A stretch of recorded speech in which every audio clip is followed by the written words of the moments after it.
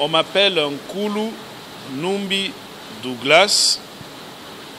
Je suis le bourgmestre de la commune de Limete.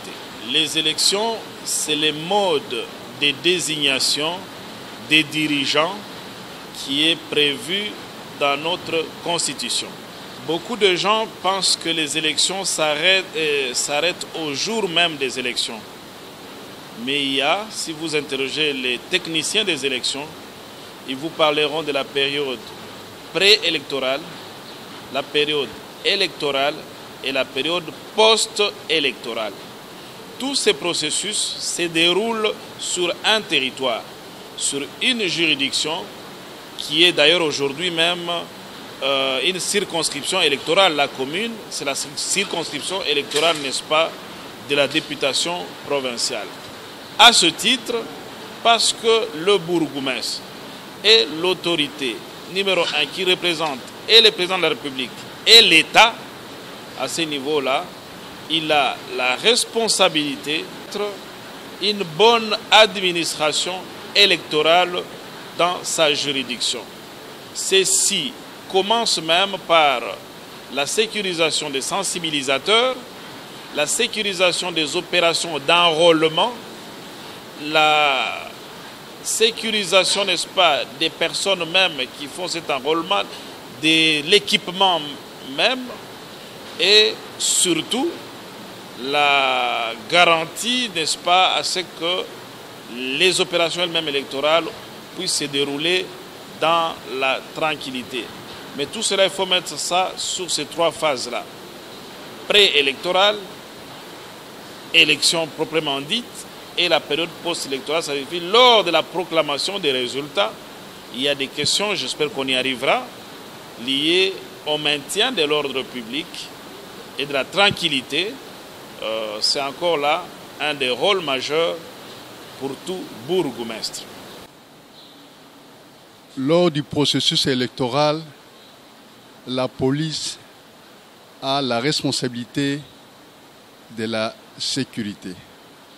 Vous êtes sans ignorer que le processus électoral, en ce qui concerne notre pays, a commencé par la révision du fichier électoral. Et pendant cette période-là, la police a pris soin de sécuriser les bureaux d'enrôlement. Bien plus, il s'en est suivi, vous le savez très bien, différents mouvements de foule, on peut appeler ça des manifestations. Et pendant cette période, la police s'est manifestée dans la gestion des foules, en usant de son professionnalisme, ce qui fait que jusqu'à ce jour, nous tendons à petits pas au jour J, c'est-à-dire au jour des élections, où la police aura aussi un rôle important à jouer. Comme vient de le dire son Excellence, Monsieur le Bourgmestre, même après la journée du 23 décembre, la police va toujours intervenir en ce qui concerne la sécurisation, parce que la période post-électorale est aussi une période cruciale, comme quoi la police a toujours de la matière en ce qui concerne la sécurisation de ces processus. Pendant que moi et vous, nous sommes en train de parler, une équipe de la CENI est sur place pour pouvoir justement fiabiliser, en quelque temps confirmer cette cartographie-là. En fait, la police est mise à la disposition de l'autorité municipale pour lui permettre de pouvoir veiller non seulement au bon fonctionnement de l'administration municipale, mais au bon fonctionnement même des activités sur l'ensemble de la commune. À la disposition du bourgmestre, n'est-ce pas, pour pouvoir veiller au maintien, à la protection des biens et à la protection, n'est-ce pas, des personnes. Et surtout en ce qui concerne le maintien de l'ordre public et son rétablissement les cas échéants. Donc, la police est les prolongements directs, j'allais dire, c'est un terme qui peut prêter à confusion, j'allais dire la police est les bras armés, n'est-ce pas, de l'autorité municipale pour pouvoir sécuriser la population et leurs biens. Je crois que les gens exagèrent un peu quand ils parlent de la commune de Limete. Les gens se fient plus aux rumeurs, ils se fient plus aux on-dit. Et moi, je ne cesse de le répéter, il n'existe pas à limiter des zones de non-droit. Il y a un poste de police que nous appelons Pakadjouma. Il y a un poste de police que nous appelons Kawili. Il y a un poste de police que nous appelons Mombele. Il y a un poste de police que nous appelons Langalanga. Partout où on vous dira que c'est des zones chaudes, pour répéter votre expression, la police est présente, pas non seulement pour dissuader, mais en bonne cohabitation avec la population. Je répète que tous les phénomènes de criminalité urbaine qu'on retrouve à Limete, on le retrouve dans les 23 autres communes de la ville de Kinshasa. Malheureusement, chers journalistes, il pleut, les commandants est là, d'autres collaborateurs sont là. Il était prévu aujourd'hui que j'aille faire une visite de routine, je dis bien de routine à Pakadjouma. Et je n'ai pas besoin d'amener des blindés, je n'ai même pas besoin d'amener de l'anti-émeute en tant que bourgmestre pour arriver à Pakadjouma parce que la population, elle est aussi pacifique que celle qu'on retrouve à Kingabwa, à Mombele, à Mososo ou encore à Funa. Donc, il y a des fois de l'exagération. Mais la période électorale, c'est une période particulière. Là, votre question a sa raison d'être.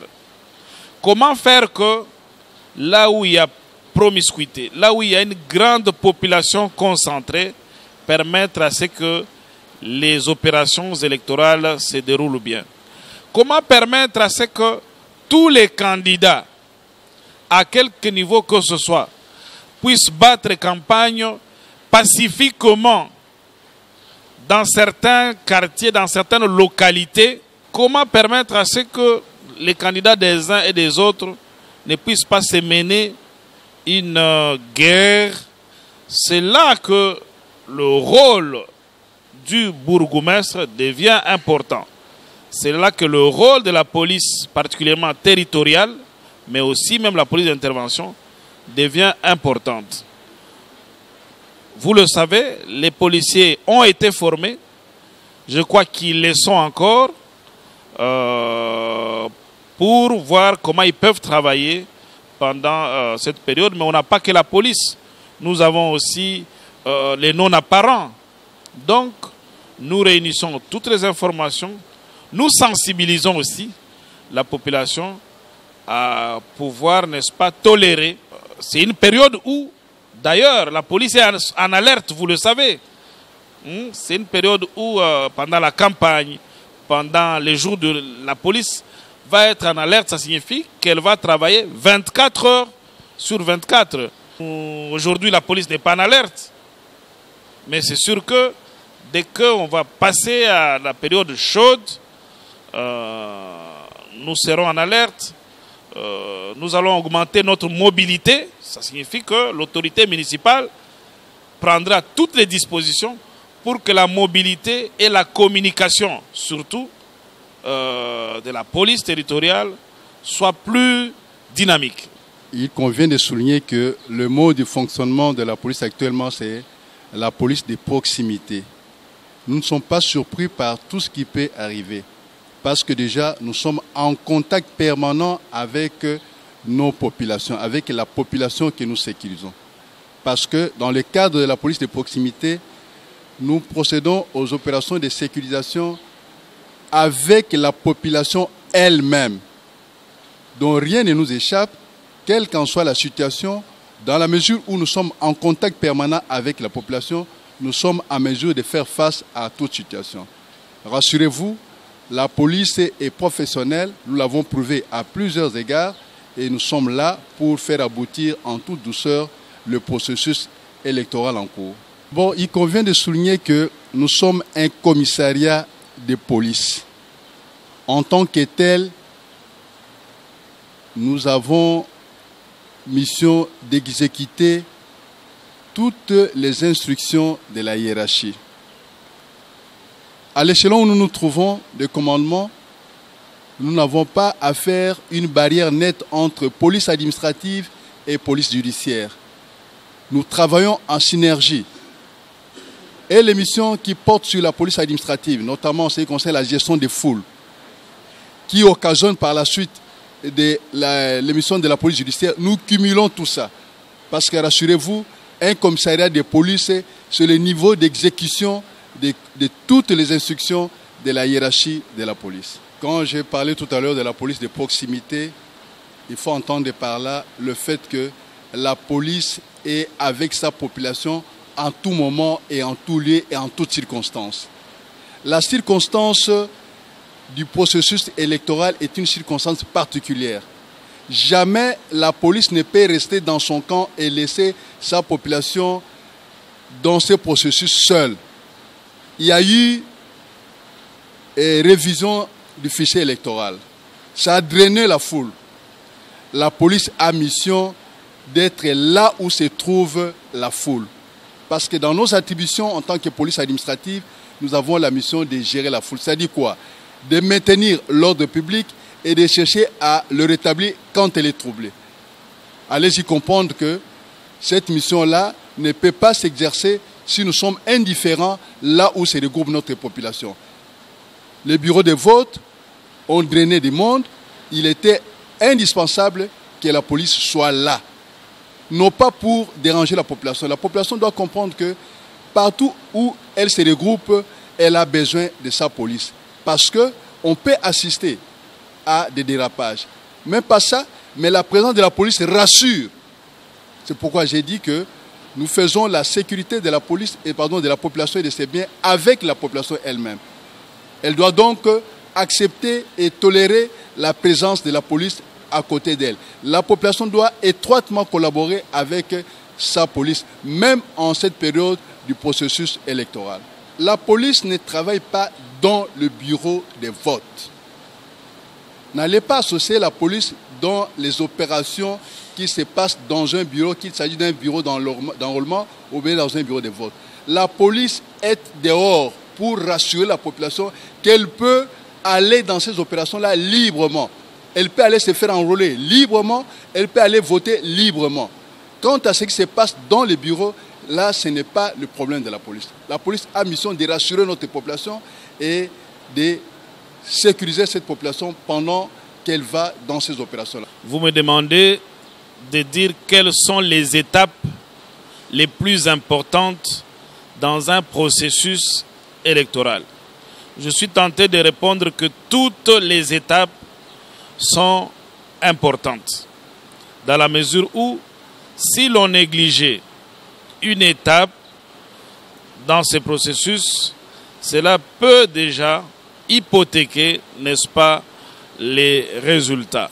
Il me semble que toutes les étapes soient nécessaires, du fichier électoral jusqu'au recours sur les résultats, jusqu'au résultat définitif, n'est-ce pas, proclamé par les organes compétents. Toutes les étapes sont nécessaires et complémentaires.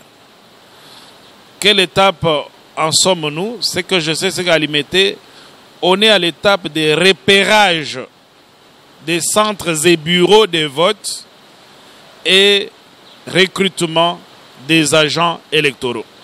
Pendant toutes ces étapes, la commune est à côté, n'est-ce pas, du processus. Dans toutes ces étapes, savez-vous, pour qu'un agent de la CENI puisse travailler dans une commune, il doit faire viser son ordre de mission à l'administration communale. C'est pour que nous soyons informés et que nous puissions les accompagner. Mais je reviens sur ce que le commandant commissariat vient de dire.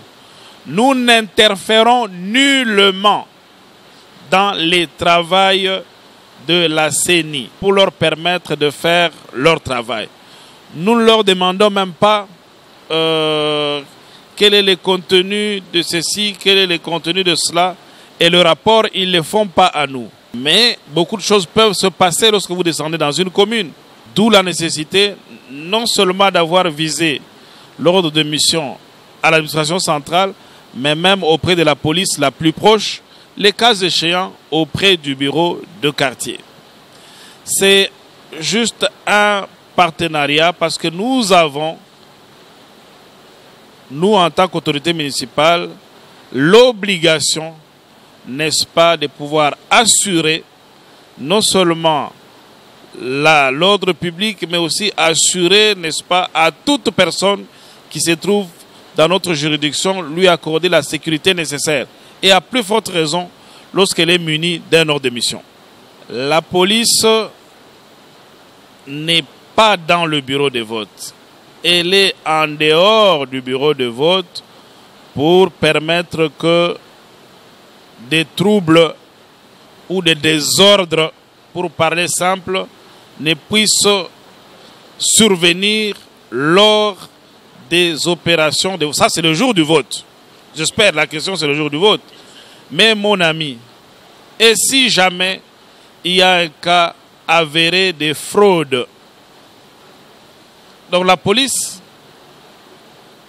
s'il y a un OPJ de la police, il peut pouvoir aussi se saisir de la personne et pouvoir la déférer à qui de droit. Donc la présence de la police, c'est pour assurer la liberté à tout le monde d'exercer son droit de vote, pour éviter les désordres, mais les cas échéants, pour pouvoir rétablir l'ordre. Son Excellence vient d'être clair par rapport à cette question. Je l'ai dit tout à l'heure, la police cumule au niveau où nous nous trouvons les missions de la police administrative, c'est-à-dire de la gestion des foules, ainsi que les missions de la police judiciaire. Son Excellence a été beaucoup plus clair là-dessus. S'il s'avère qu'il y a un cas qui est constaté dans un bureau de vote, à ce moment-là interviennent les opérations judiciaires. La police a à ce moment-là la mission de constater ce qu'il y a eu qui a occasionné le trouble à l'ordre public, d'y apporter des solutions, notamment en amorçant une procédure judiciaire. Ça, ce sont nos missions ordinaires. Même en cette période de procédure électorale, s'il y a un cas d'infraction qui est constaté, rassurez-vous, nous allons nous en saisir et déférer les cas acquis des droits. Je crois que ça, c'est un constat que vous, en tant que journaliste, vous devriez faire librement. Mais quant à observer le début de ce processus, les rôles joués par la police, notamment depuis le début du processus électoral lors de la révision du fichier électoral, lors de la gestion des foules pendant différentes manifestations qui ont comme thème les élections, vous vous rendez compte que la police est montrée réellement professionnelle. Donc il n'y a pas lieu de douter du travail abattu par la police avec les moyens humains et matériels à sa disposition. J'aimerais plutôt m'adresser directement à la population délimitée. J'ai dit dans cette émission que les jours des élections est un jour spécial. Mais rassurez-vous, quelque spécial que seraient ces jours-là, il y aura un matin, il y aura un soir. Ceci est un message de paix que je lance à notre population. Le voisin, que vous l'aimiez ou pas, il restera votre voisin après les élections. Le gars qui travaille avec vous à côté, il restera toujours là, même après le 23 décembre. L'église, les messieurs que vous fréquentez dans votre église, si vous priez, ou la femme là, elle restera. Donc, nous n'allons pas brûler notre village, nous n'allons pas à cause des élections. Je ne veux pas paraphraser ceux qui ont dit qu'il y a 20 000 candidats pour 700 places. Il y a 16 000 candidats députés nationaux pour 500 places. Vous pouvez faire la comptabilité pour voir combien vont passer, combien ne vont pas passer. Mais ce n'est pas une raison pour qu'on puisse tout brûler, tout anéantir, parce que la vie continuera même après les élections. Je compte sur la jeunesse. J'espère que la jeunesse pourra préserver, je le sais, je n'ai pas de doute, la jeunesse de l'IMT a démontré sa maturité dans beaucoup de circonstances difficiles. La police que vous voyez, c'est votre police à vous. Pour qu'on achète la tenue de la police, c'est l'argent que vous payez à la commune pour le mariage, que vous payez pour une attestation de naissance qui constitue, n'est-ce pas, l'enveloppe pour payer même l'arme que le policier tient à main. Donc, le policier est là, aider la police à faire son travail en collaborant. Le bon citoyen, en tout cas, il sait cela. Les bons citoyens, moi, ce que je veux, c'est que nous puissions, après les élections, organiser un match de football entre la population de Kingabwa au terrain Wayawaya et notre police, et au terrain Indolé à Mombele entre la police et notre population de Mombele. C'est ça mon souhait. À Salong aussi, nous le ferons. Nous avons un terrain là-bas. Nous pourrons le faire à la Fikine, partout ailleurs. Je n'oublie pas nos mamans aussi. On pourra organiser un match de Nzango après pour dire que la paix continue à régner, même avant, pendant et après les élections. Voilà mon message.